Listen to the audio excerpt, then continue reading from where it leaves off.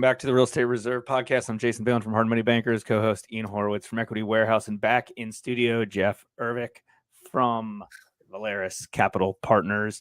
Jeff, good to see you again. If you are tuning in here for the first time and you didn't hear Jeff on our previous episode, I don't know, I think he was on a few weeks ago. Make sure to check it out. Drop some great bombs about how he got into the multifamily syndication game.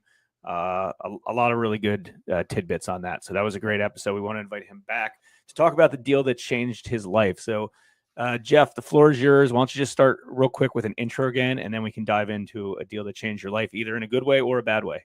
Yeah, no, excellent, guys. I appreciate jumping in. Can you see me? Oh, there we go. Yeah, don't worry if it's frozen. You're good. Do your thing. I was frozen for a second there. Sorry about that. Yeah, no, excellent. I appreciate you guys having me back. Jeff from Valaris Capital Partners. We're a multifamily value add private equity firm. We specialize in new development, value add, and some light industrial as well. I've been in real estate since 2017 and just love everything and anything about real estate. So deal that changed my life. All right. So everybody would think that I should probably talk about my first, multi-million-dollar multifamily deal, 140 units, all that kind of stuff. Well, I'm actually going to go back a long time ago to my first deal in Baltimore City, and probably use this one. Sorry, Baltimore City fans and everything about the Baltimore City. I'm going to give you the inner workings about it, but it also had a good story at the end, so to speak, right? But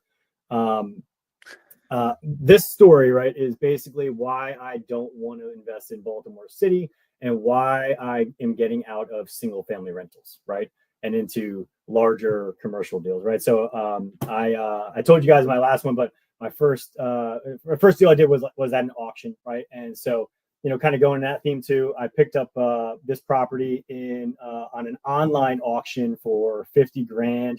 I borrowed $40,000 from a private lender, put $10,000 in myself.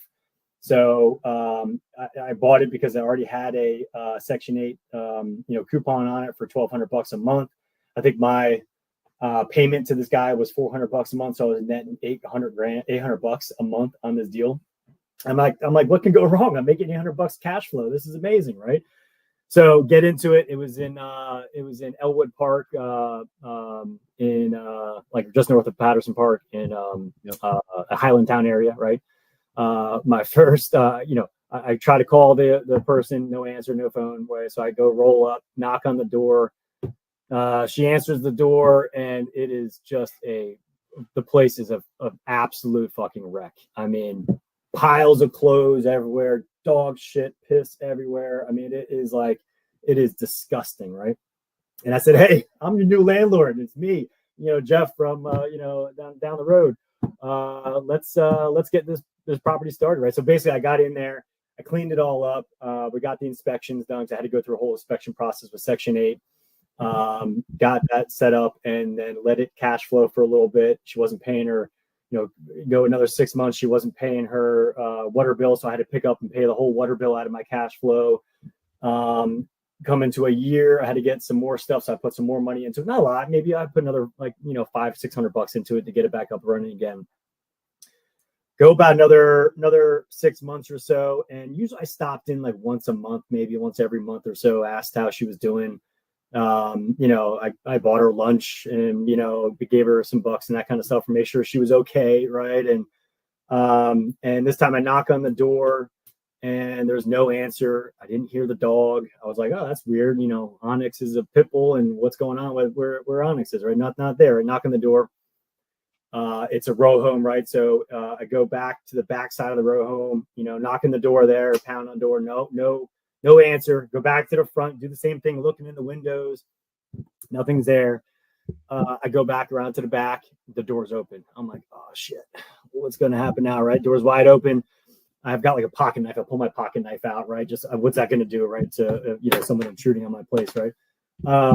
And I go in, and I see this dude kind of frozen with a TV in his hand. I'm like, who the fuck are you? What are you doing? He's like, oh, I'm not gonna say her real name. I'll call her Jane. Oh, I'm Jane's brother.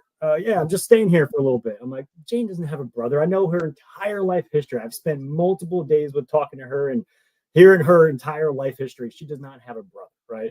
And he's like, well, I'm hanging out here for a bit while Jane's away. I'm like, what are you talking about? Where is Jane? Was like, oh, he's like, you didn't hear? I'm like, no, I didn't hear a damn thing. Like, I'm trying to find her. Like, is she okay? He's like, well, oh, she's in jail. I'm like, she's in jail. I'm like, okay, all right. Well, what happened? She's like, well, you know, her living boyfriend Mike. Well, she killed him. He's dead. And I'm like, what are you talking about? He's like, well, we're standing in the kitchen. He's like, yeah, right here. He over here. She killed him right here. I'm like, holy shit. Are you like? I'm like flipping out. I'm like, are you like? He's like, don't worry.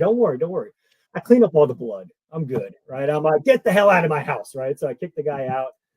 Figure out. Yep. I look on. Something happened, and I'm just like, I don't know, what to do. I boarded the place up.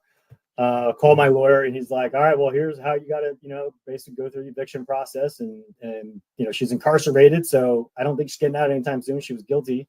So go from there. Right. And so I did that. Right. And end up,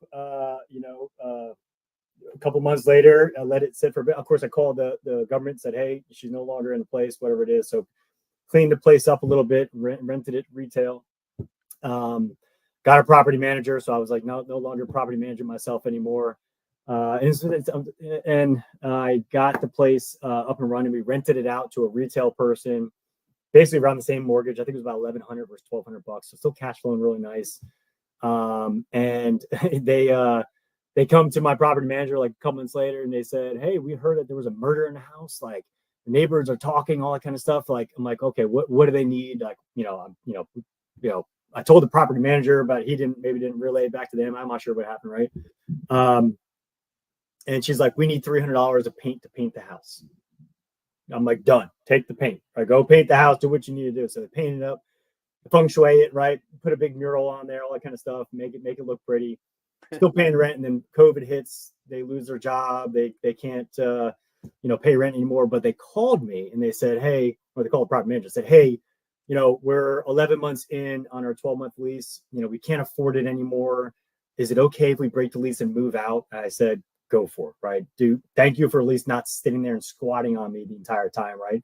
So they end up move out, and I immediately called my realtor, put it up for sale on MLS, and I sold it for, I think, $78,000 to a cash investor, and walked away with a good profit and an amazing story, and a reason why I don't invest in Baltimore City anymore. So yeah, that's the deal.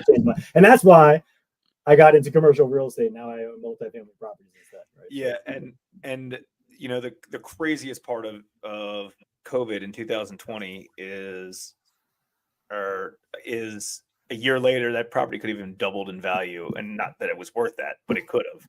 I think it did. I almost say, yeah, I think it's worth because I sold a lot of properties around that time too, because I just wanted out. And the same thing.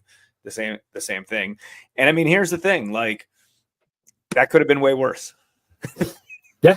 Oh yeah, for sure. It could have been, the neighborhood was one of those transition neighborhoods. So it was a pretty rough one. Like when I bought it, there were probably like 7 or 8 boarded up houses on it. Right. And after I took care of the house real nice, I bought, we did the bars in the windows, brand new windows, all, it was a nice place after we got done with it.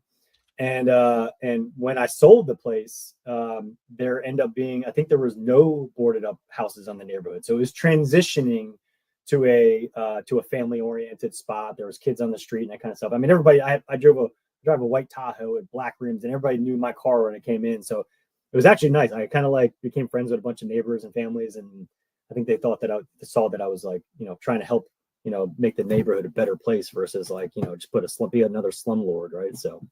Yeah, that or they didn't want you to call the cops when you turned on the block, one of the two. But either way, at least you walked out of there. You're not hurt. You're still alive. So it all worked out. You made money. You got a cool story. So I get it. I understand. It's not for everybody. And that deal probably would have scared me off if I didn't have blinders on the way that I did just from working in it every day. So totally get it.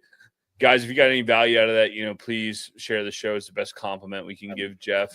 Jeff, if people want to find out more about what you're doing in the commercial space, where can they find more information about you? Yeah, website's the best one. It's valoriscapitalpartners.com. It's VALORIS capitalpartners.com. They can also find me on the socials, Facebook and LinkedIn under Jeff Ervick, ERVICK. But yeah, man, I appreciate you guys and what you do, and thank you so much for having me on. Yeah, man, glad to have you back. We'll look forward to your journey, and we'll catch you guys out there. So see you on the next one. Thanks, guys. Thanks for tuning in to the Real Estate Reserve podcast. Do us a favor and like, comment, and share our broadcast. It helps the algorithm and helps us spread the word too. Till next time, thank you for tuning in.